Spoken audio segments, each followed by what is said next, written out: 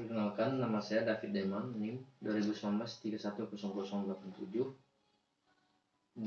Di sini saya akan menjelaskan materi tentang penetapan harga dalam praktek tugas UAS mata kuliah Ekonomi Manajerial. Baik, di sini saya akan menjelaskan tentang penetapan harga dalam praktek. Yang pertama yaitu pengertian penetapan harga.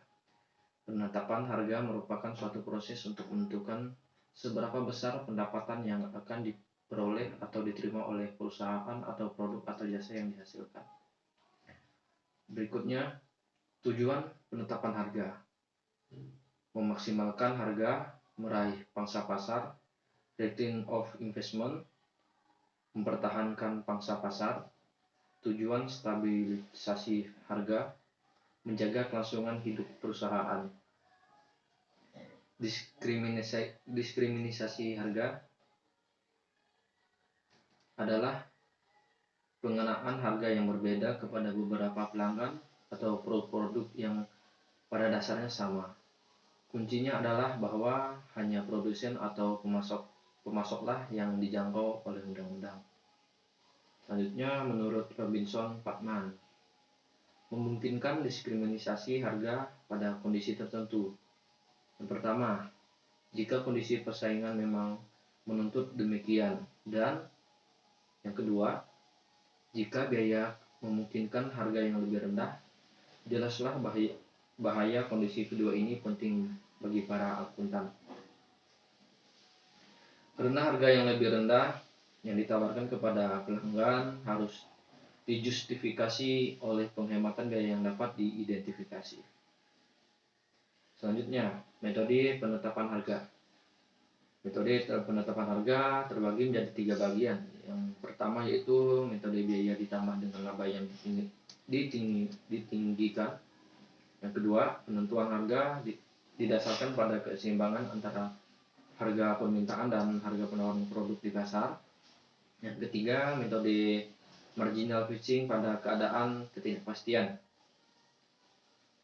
Selanjutnya, metode penetapan harga biaya. Yang pertama, cost plus pricing. Metode ini adalah metode penetapan harga paling sederhana.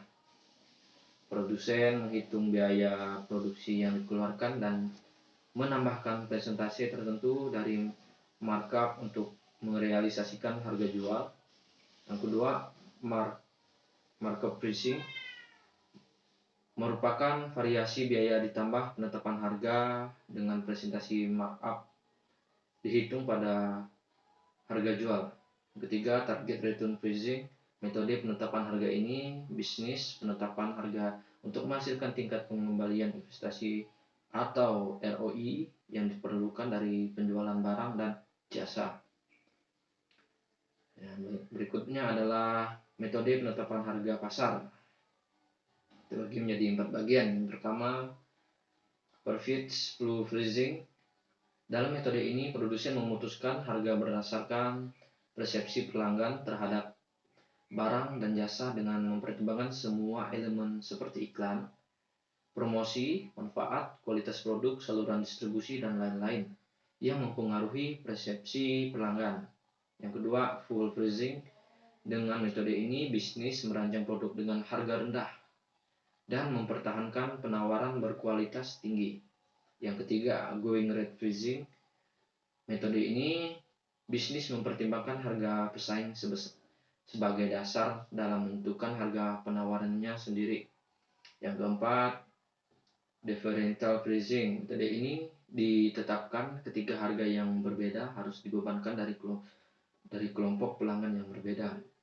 Selanjutnya, penentuan harga dalam pasar yang mapan. Yang pertama, strategi posisi harga atau price positioning.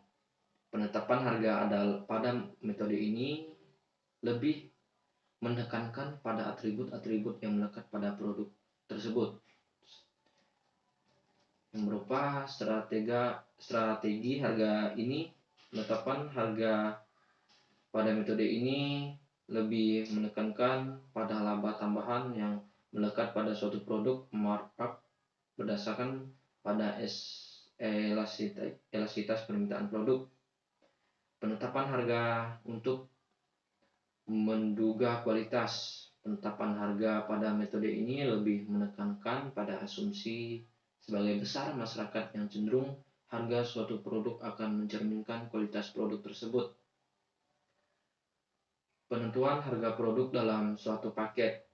Penetapan harga pada metode ini lebih menekankan kepada penjualan beberapa produk secara bersama-sama. Selanjutnya, potongan kuantitas. Penetapan harga dengan metode ini ditekankan kepada kualitas produk yang ditawarkan. Penetapan harga promosi. Penetapan harga dalam metode ini lebih ditekankan kepada promosi untuk mempromosikan suatu produk kepada masyarakat. Baik, sekian dari saya. Mohon maaf jika ada kekurangan dari video saya ucapkan banyak terima kasih.